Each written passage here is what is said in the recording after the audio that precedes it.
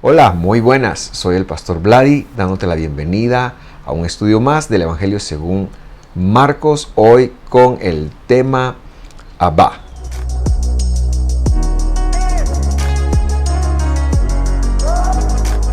Muy bien, estamos muy contentos de iniciar este tema que es el segundo de tres temas en los cuales estamos haciendo una pausa provocada por el capítulo 1, en donde se nos dice que Jesús fue a orar, y entonces a raíz de esto surgen varias inquietudes, varias preguntas: ¿a quién le oró? ¿Por qué le oró?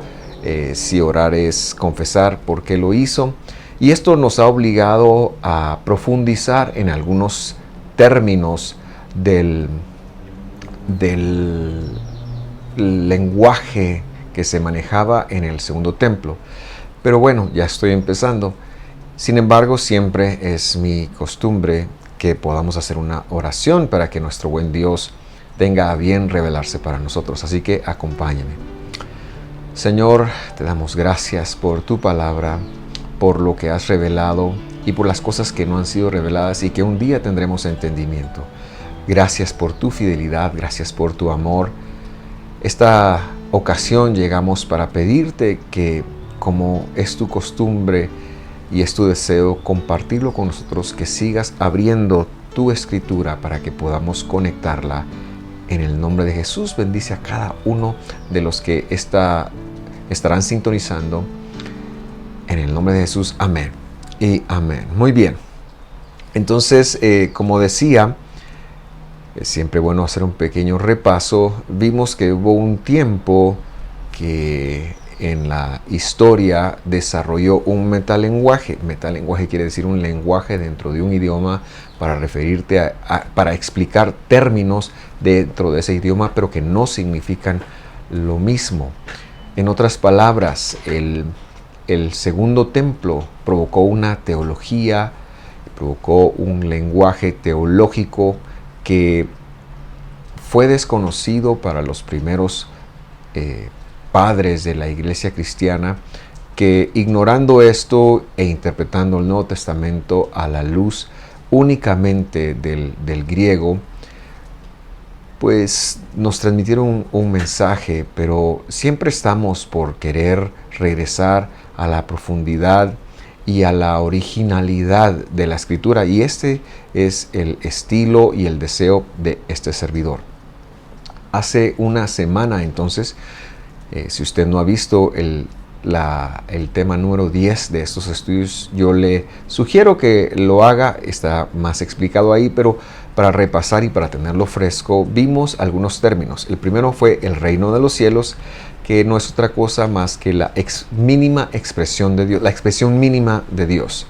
Luego hablamos del segundo término, que fue el Hijo de Dios, Ben Elohim en hebreo, y conectábamos que esto se refiere al cuerpo de Dios, a la disminución de Dios que vino a la tierra, tomó un cuerpo e hizo toda la obra perfecta que hizo.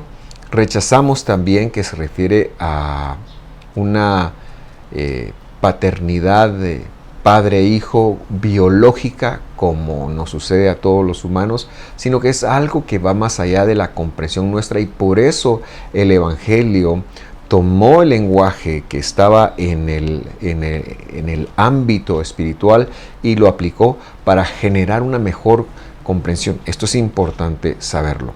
En síntesis, Dios mismo venido acá con cuerpo. El tercer término que vimos fue el término del Hijo del Hombre, en hebreo Ben Adam, en arameo Bar Enosh, y esto es la referencia a Jesús como el repartidor de una herencia.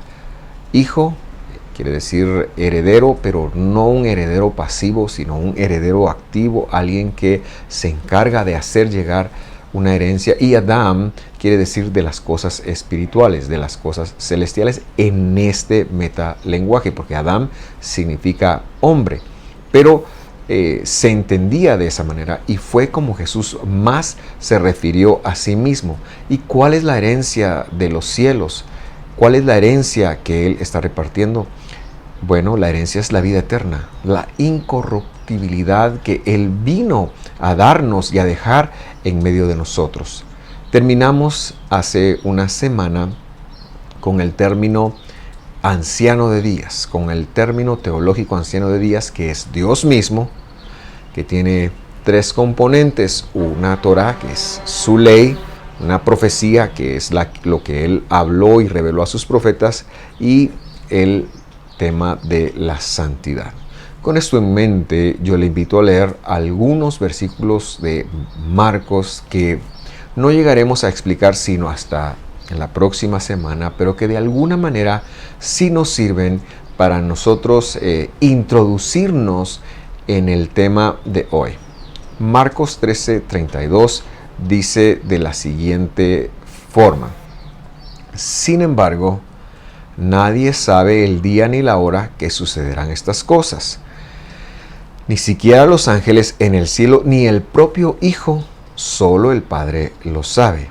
Y este verso pareciera indicar que existen dos entes separados, y ya menciona al Hijo. El Hijo es Dios en su función aquí en la tierra de la herencia, y el Padre, bueno, ¿qué es? Eso es lo que queremos ver este día.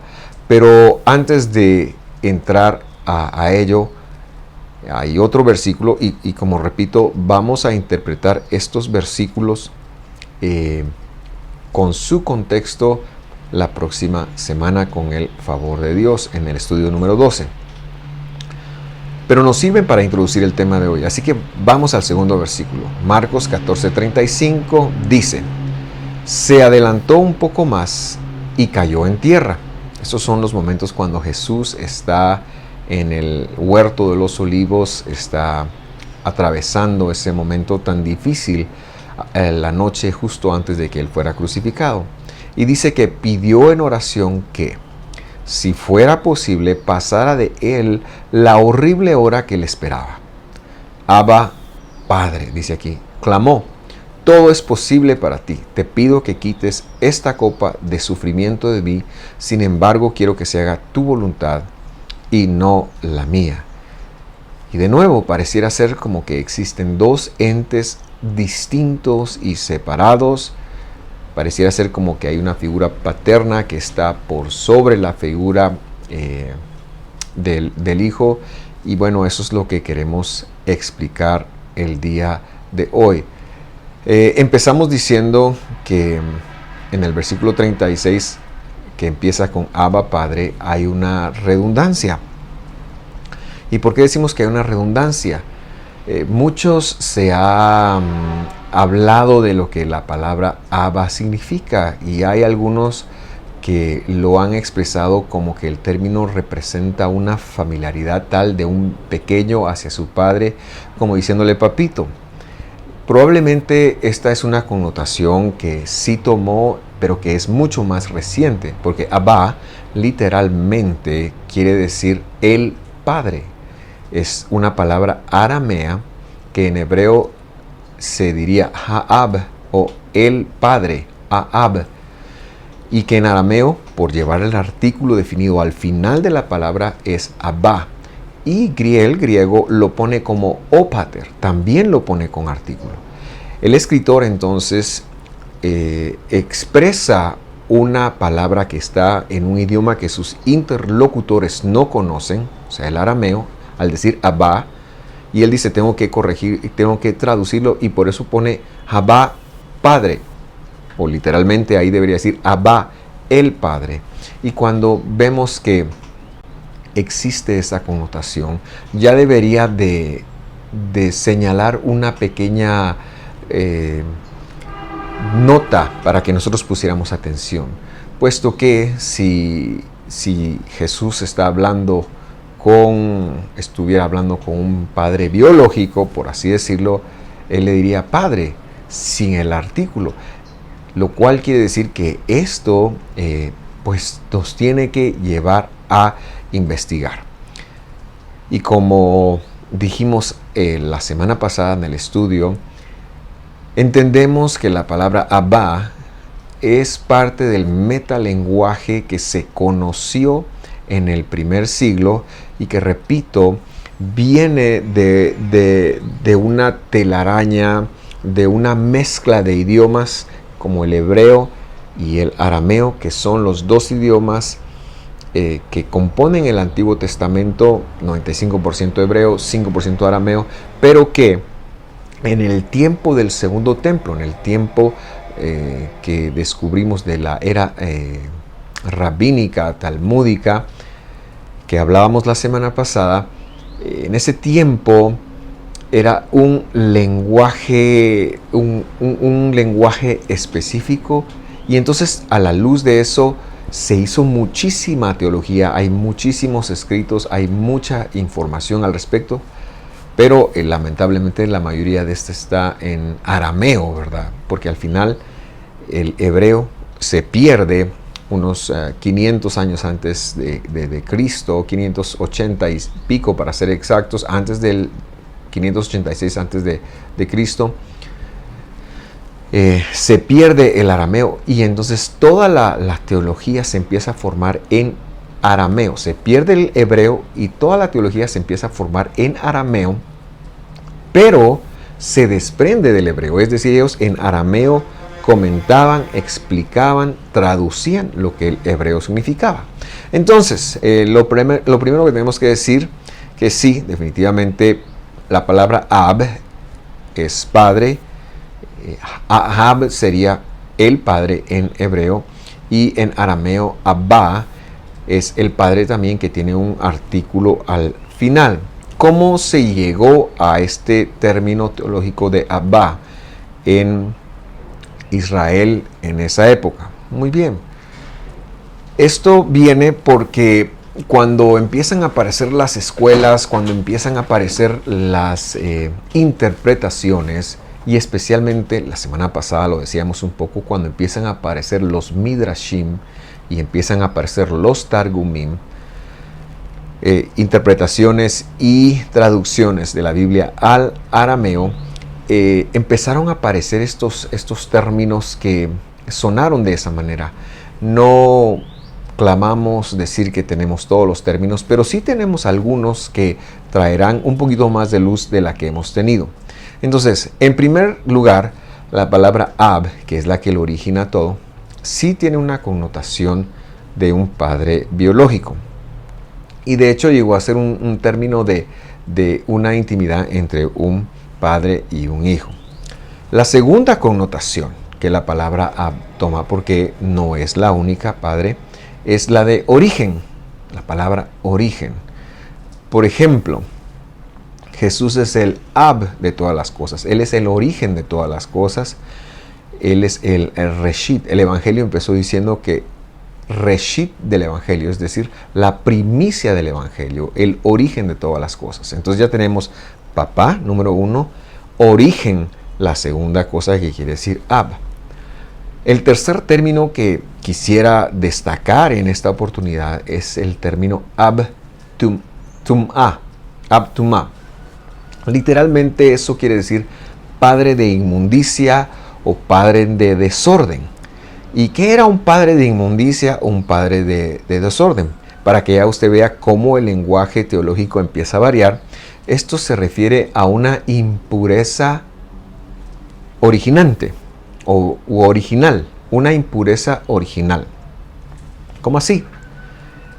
En la Torá del Señor estaba estipulado que había ciertas cosas que impurificaban a las personas. Por ejemplo, la mujer durante su menstruación, ella estaba impura, dicen la traducción, pero eso suena como sucio. No se refiere a eso, lo hemos también mencionado, sino que se refiere, estaba desordenada para tener relaciones con su esposo. Es decir, no estaba apta para tener relaciones durante su menstruación, y la Biblia regula cómo debe ser eso.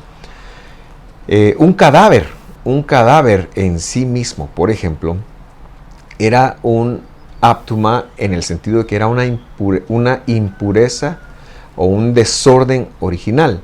Si usted en este tiempo bíblico que estamos hablando, en la cultura de la Biblia, si usted estaba en una casa cuando fallecía alguien, la impureza de la muerte permeaba a toda la persona y la Biblia requería que se hiciera una serie de cosas, un baño, una inmersión a la tarde, etcétera, etcétera.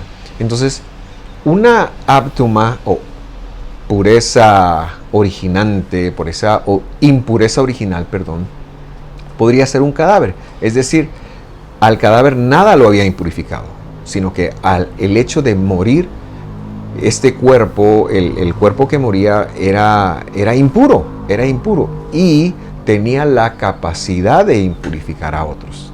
De tal manera que si yo venía y tocaba un cadáver, entonces yo era impuro en segundo grado. Pero el áptuma, la impureza original, era el cadáver. Y si yo venía y tocaba a otra persona antes de hacer el proceso de purificación, si yo venía y tocaba, esa persona iba a ser impura en tercer grado y así sucesivamente. Entonces lo que estamos diciendo es que aquí ya hay otra connotación, y esto es teológico, esto está documentado, de que habían impurezas originales, por así decirlo, que originaban en sí mismas, eran impuras en sí mismas, y a estas impurezas que al entrar en contacto con cualquier otra persona impurificaban, se les llamó o padre de impureza.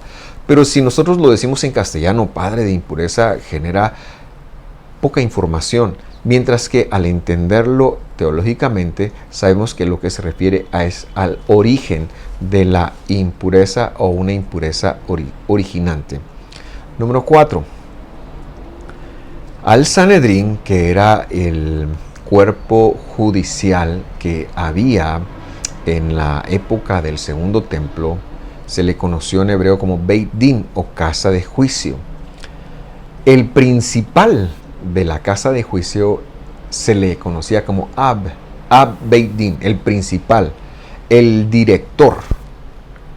Otra palabra que también podría traducirse con Ab es director. El director de una escuela, de un colegio, muy bien podría llevar el título de Ab o padre. No necesariamente es el padre de cada uno de los alumnos que allí asisten, pero sí se le conoce como el principal. En inglés, de hecho, todavía al director de una institución educativa se le llama principal o el principal, ¿verdad? Y yo pienso que esta puede ser la razón que también hace o que origina por qué al principal de una iglesia católica se le conoce como padre. Creo que está un poquito enlazada con eso. Número 5. En la época talmúdica también, que es la que estamos tratando de discutir acá, fue el nombre de muchos rabinos. Muchos rabinos se llamaron padre. Interesante, ¿verdad? Porque ellos, padre, hijo de tal. Y había un rabino muy famoso que se llamaba, tan famoso que no recuerdo, pero es famoso porque era el hacedor de círculos para que lloviera. Este rabino nombró a su hijo padre, hijo de Hofni, creo que es el nombre de él. Y bueno, es un dato curioso, pero saber que también se usaba como un nombre propio. Número 6. El Midrash, más que cualquier otro, llama a la sabiduría de Dios Abba. Este es un término teológico por el cual se le conocía, y la sabiduría de Dios es impresionante. No voy a entrar a desarrollar todo lo que significa, pero sabiduría en hebreo viene de la negación del yo. En función de Dios, podemos decir que el lugar donde más podemos ver la sabiduría de Dios es en el madero, porque ahí se negó a sí mismo para ser crucificado. Entonces sabiduría es como la negación del yo, la anulación del ego, pero al final del día a la sabiduría de Dios se le llegó a conocer como Abba. De hecho, en la Mishnah hay un tratado. La Mishnah es ese compendio de rabínico que se escribió al final del segundo siglo, principios del tercer siglo, que organizado por tratados tiene uno que se llama Pirkei Avot, y ese Pirkei Avot literalmente quiere decir los tratados de los padres o los principios de los padres. Pero aún a día de hoy hay algunos rabinos, incluso del siglo XXI, que traducen este tratado como los principios de la sabiduría. Entonces Avot es el plural de Abba, y vemos aquí que significa entonces sabiduría. Entonces, en la Biblia encontramos a Jesús nombrando Abba, y tenemos que preguntarnos a cuál de estos se refiere. ¿Se refiere a su papá biológico?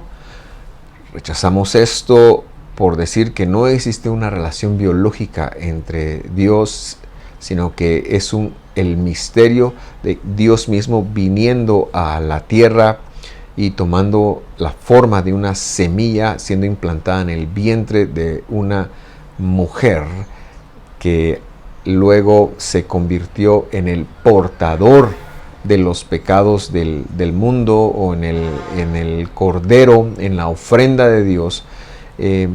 Pues la escritura no da para pensar que exista un junior. Cuando decía Abba, tampoco se refería a un cierto personaje que era su nombre propio. Y más nos inclinamos por la vía de lo que tanto los Targumim, que son las traducciones interpretativas, que no hubo solo una, tengo que decir, no hay solo un Targum que se tradujo, sino que muchos rabinos hicieron su traducción, o muchos sabios, porque más que rabinos fueron sabios, hicieron traducciones al arameo de la escritura del Antiguo Testamento. Y entonces esas escrituras eran interpretativas, como lo hemos visto, y muchos midrashim que eran exégesis hebrea, esta sí rabínica, ellos son los que hacen la referencia a Abba. El término Abba es famoso en el tiempo del segundo templo como la sabiduría de Dios. Si nosotros entonces hacemos un viaje teológico a través de las escrituras, esto va a empezar a aclararse, y estoy seguro que de hoy en 8 va a quedar firmemente en nuestros corazones, así que no se lo pierda de hoy en 8 tampoco.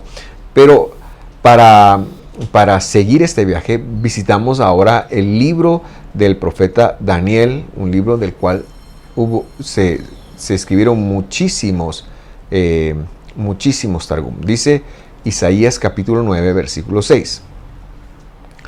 Pues nos ha nacido un niño, un hijo se nos ha dado. El gobierno descansará sobre sus hombros y será llamado Consejero.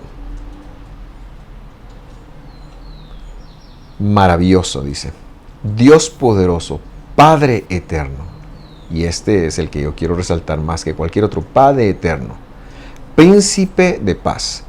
Su gobierno y la paz nunca tendrán fin. Reinará con imparcialidad y justicia desde el trono de su antepasado David por toda la eternidad. El ferviente compromiso del Señor de los ejércitos celestiales hará que esto suceda. Esta es una porción mesiánica que se refiere al tiempo del Mesías, de nuestro Señor Jesús. Se le otorga varios títulos, pero ahí uno de los títulos es el Padre Eterno. Jesús fue designado entonces como el Padre Eterno, y la paternidad nuestra también se desprende de él. Pero lo que quiero hacer es encarrilarme entonces en un viaje con usted que nos permite incluso interpretar esta escritura a la luz de lo que él dijo cuando, ya casi al término de su ministerio, alguien le preguntó: Señor, ¿cuál es el mandamiento más importante? Me refiero a Marcos capítulo 12. Y el Señor respondió: el mandamiento más importante de todos es este: escucha el Señor. Escucha a Israel, perdón. El Señor nuestro Dios, el Señor es uno. No podemos quebrantar la unicidad de Dios, porque ese es el mandamiento más importante, y entonces decir que su designación como Padre eterno es precisamente una función que se le otorga a Él, pero que pasa entonces por un viaje. Vamos a Daniel capítulo 7, versículo 9. Ruego me acompañe ahí. Vamos a ver el versículo 9. Dice: seguí mirando hasta que se establecieron tronos. Y un anciano de días se sentó. Su vestidura era blanca como la nieve y el cabello de su cabeza como lana pura. Su trono, llamas de fuego, y sus ruedas, fuego abrasador. Versículo 10. Y un río de fuego brotaba de su presencia. Millones de ángeles le atendían. Muchos millones se pusieron de pie para servirle. Entonces comenzó la sesión del tribunal y se abrieron los libros. Esta profecía fue dada antes del Señor, y entonces lo que vemos es al anciano de días con sus elementos. Lo hemos visto, ¿verdad? Pero por el Evangelio, hablando de la transfiguración de Jesús, que esto lo veremos eventualmente cuando lleguemos ahí, el Evangelio es quien nos dice que Jesús fue su vestidura se tornó blanca, sus cabellos de la misma manera, y se describe ahí al anciano de días. Y luego Apocalipsis capítulo 1, versículo 13 o 14, lo refuerza diciendo que Jesús es el anciano de días. Y entonces entendemos que lo que está ocurriendo en el tiempo, en el mundo espiritual, es que existe un ente en el cielo que es Dios, que se le domina al anciano de días, y luego ese ente en el cielo, Dios, el anciano de días, desde la eternidad le hace una promesa a Israel, a Abraham, de salvar a su descendencia. Pero bueno, no fue la única promesa que él hizo, sino que él pronuncia, este anciano de días, que repetimos, por el Evangelio sabemos que es Jesús, por Apocalipsis sabemos que es Jesús. Él pronuncia una Torah, pronuncia una profecía, y esto básicamente es el Antiguo Testamento. Jesús pronuncia una Torah. La Torah está compuesta, según ella misma dice, de dos elementos. Está compuesta de sus promesas y está compuesta de procedimientos. Y entonces en la Torah del Señor, en la ley del Señor, vamos a encontrar nosotros las promesas y los procedimientos. Pablo en Gálatas enseña que el hombre que los integra vivirá en ellas. Y entonces la forma de vivir la vida creyente es integrando las promesas y los procedimientos, de tal manera que no somos salvos por cuánto procedimiento tengamos, sino que la salvación viene por la promesa del Señor, pero que una vez siendo salvos por medio de sus promesas, nosotros podemos vivir la vida de santidad que sus procedimientos Él ha decidido para que nosotros vivamos. Entonces el anciano de días viene, pronuncia esta Torah, cuando digo Torah me refiero a los primeros 5 libros de Moisés en esta ocasión, y pronuncia la profecía, me refiero a la palabra de Dios revelada a los profetas del Antiguo Testamento, en las cuales Él prometió e instó a que el pueblo se volviera a Dios. Y bueno, usted sabe que lo ocurrió, y luego también tenemos pues los libros históricos y poéticos, son parte algunos de la profecía, ¿verdad? Bueno, todos son inspirados. Y entonces podemos resumirlos en dos grandes segmentos, Torá y profecía. Sin embargo, con respecto de la Torá, también he de decir algo. Y es que en Juan capítulo 3, versículo 12, Jesús está teniendo una conversación con Nicodemo. Nakdimón se dice Nicodemo en hebreo. Y Jesús le hace esta acotación. Ahora bien, si no me creen cuando les hablo las cosas terrenales, ¿cómo creerán si les hablo las celestiales? Y lo que estoy tratando de decir es que hay muchos misterios de Dios que no están registrados en su Torah, que nosotros desconocemos y que pertenecen a Dios, y que algún día Él, pero no antes de su venida, Él los dará a conocer. Son los misterios insondables de la sabiduría de Dios. Ya Pablo dijo un poco de eso en su carta a los romanos. Es decir, lo que estoy tratando de decir es que toda la palabra de Dios Dios no solamente ha hablado lo que está en la Torah. Hay otras palabras que Dios ha hablado. En principio también incluimos el Evangelio ahí, porque ahí están las palabras de Dios en la persona, en el Hijo. Pero también existe algo que será revelado más adelante, pero jamás de los jamases podríamos aceptar que alguien viniera y dijera, ya Dios me lo dijo, sino esto es exclusivo para cuando Jesús regrese. Solo quería mencionarlo. Muy bien, entonces, el anciano de días, volviendo a nuestro tema, pronuncia una Torá y una profecía. Y luego, ¿qué hace? El anciano de días la establece en los cielos. La establece en los cielos porque así lo designó él, y yo quiero que me acompañe a leer esto. Esto está en el Salmo 119, versículos 89 y 90, y dice, para siempre Adonai. Aquí algunas traducciones ponen la palabra Señor, algunas otras Jehová. Yo preferí poner Adonai. Para siempre Adonai, permanece tu palabra en los cielos. Esta palabra permanece quiere decir que ha sido afirmada, que fue colocada, ¿verdad? El verbo da la idea de como cuando alguien inserta un pilar sobre la tierra y va a ser inamovible. Bueno, Dios hizo esto en los cielos. Para siempre, oh Adonai, permanece tu palabra en los cielos. Y esto fue lo que se conoció como Abba en el primer siglo. Y luego el versículo 90 dice, de generación en generación es tu fidelidad. Tú afirmaste la tierra y ella subsiste. La palabra de Dios es inamovible y es comparable únicamente a su fidelidad.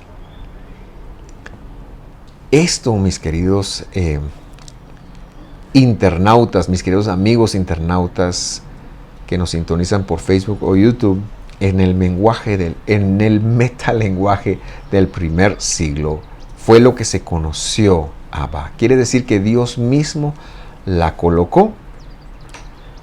Y como también dice en el versículo 13, ahora regreso a Juan, capítulo 3, dice, Juan 3:13, Jesús hablando, nadie jamás fue al cielo y regresó. Deje, por favor, que eso se asiente en usted. La Biblia dice, y esto no lo dice cualquiera, lo dice Jesús, que nadie nunca, el cielo no ha ido nadie, y mucho menos regresó, dice. Pero el Hijo del Hombre, y ahora ya entendemos, el que reparte la herencia de Dios, el que da la vida eterna, él bajó del cielo. Y entonces el anciano de días pronunció una Torá, luego, y pronunció una profecía, luego hizo la metamorfosis para llegar a ser el Hijo, el repartidor de la herencia, y descendió del cielo. Y cuando Él hace esta metamorfosis, esta transición, Él, la función del Hijo, era venir subordinado a su misma palabra, o sea, al Abba.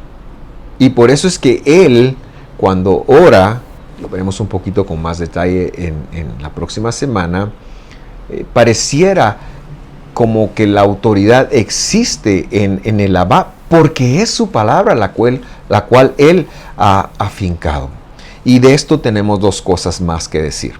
En primer lugar, si usted recuerda la historia de Esther y Mardoqueo, que como judíos ellos tuvieron un enemigo, Amán, y un rey que de primero estuvo de acuerdo con Amán y le firmó un edicto, de tal manera que cuando Amán es descubierto y es condenado a morir, para Mardoqueo y para Esther se vuelve un tema muy fácil, y ellos le dicen al rey: ¿sabes qué, rey? Anula el decreto que pusiste.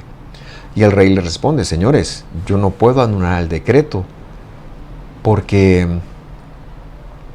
esa es la palabra del rey, el decreto se va a cumplir. Y les da el anillo para que ellos sellen un nuevo decreto.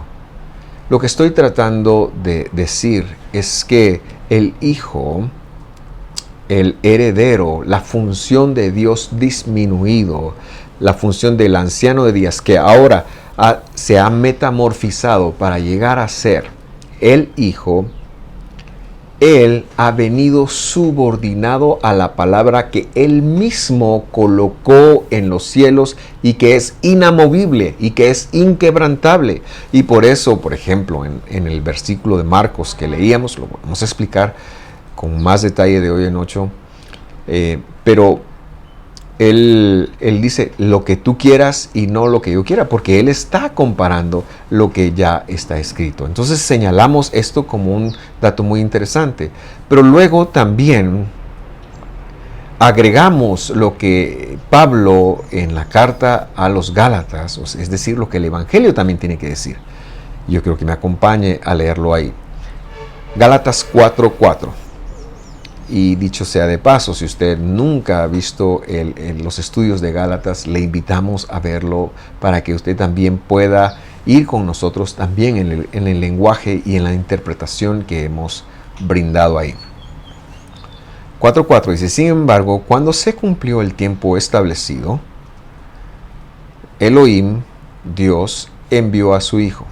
Elohim es la deidad, es la función que ha hecho la promesa a Abraham,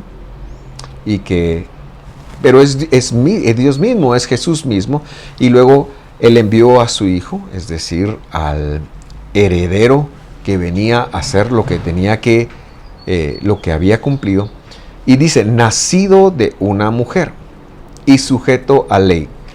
La mayoría de la Biblia usted va a encontrar a la ley, pero no está hablando de la ley de Dios, no está hablando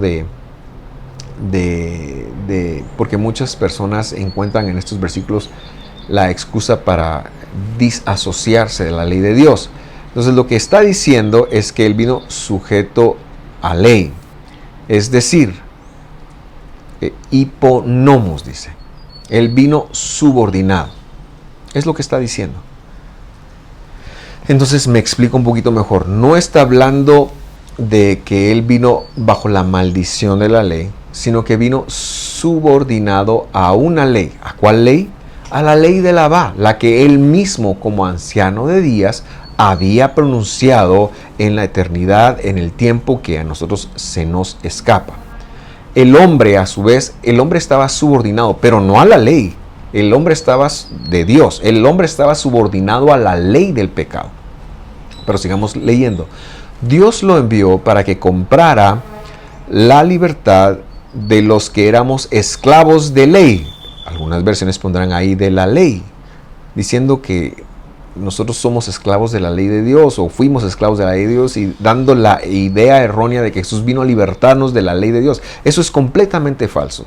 Lo que nosotros éramos esclavos era a la ley del pecado en nuestros miembros, y repito, todo esto está mucho más explicado con mayor detalle en los estudios de Gálatas. Entonces, los hombres estábamos subordinados al pecado, estábamos bajo la ley del pecado, pero Jesús vino bajo las leyes que él mismo, como anciano de días, había expresado y había dicho en tiempos que nosotros no sabemos y que permanecía inamovible en los cielos, según vimos en el Salmo 119.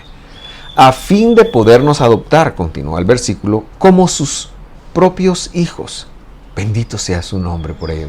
Y debido a que somos sus hijos, Dios envió al espíritu de su Hijo, al Ruach de su Hijo, a la mente de su Hijo, a nuestro corazón, a nuestra mente, el cual nos impulsa a exclamar, Abba, el Padre, el cual nos impulsa a poder agregarnos a las promesas y a los procedimientos que aplicaron al Hijo cuando estuvo aquí en la tierra y que ahora son nuestro deleite, de que ahora son la oportunidad para nosotros de poderlos conectar y poderlos aplicar. Versículo 7.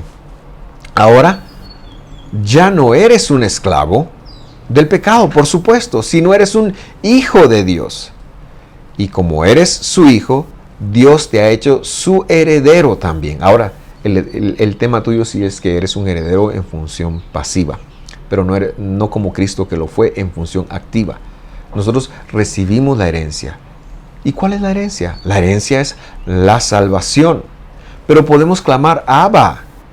Podemos clamar a las promesas de Dios, que éstas se cumplen para nosotros, que éstas se hacen vida para nosotros. Entonces señalamos que Abba es la sabiduría de Dios, es la palabra de Dios, es la constitución legal del universo, las leyes inamovibles, inquebrantables, que Dios mismo instituyó en el cielo mientras Él estaba en la función del anciano de días.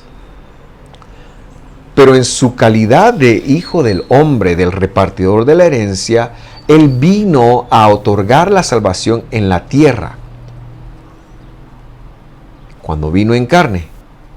Y por ende venía sujeto a lo que él mismo había estipulado, y a esto fue lo que el Señor le llamó Abba, y esto era lo que se conocía entonces como Padre, como Abba en el primer siglo.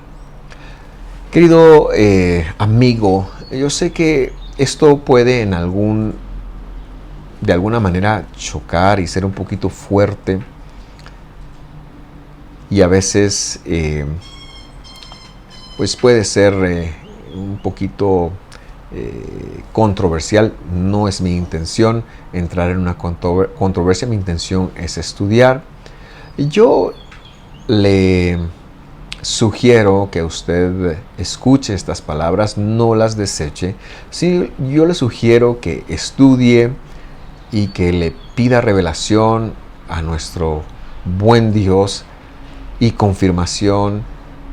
Pero también, si usted tiene alguna duda, alguna pregunta, alguna inquietud y quiere plantearla, nosotros estamos dispuestos a servirle.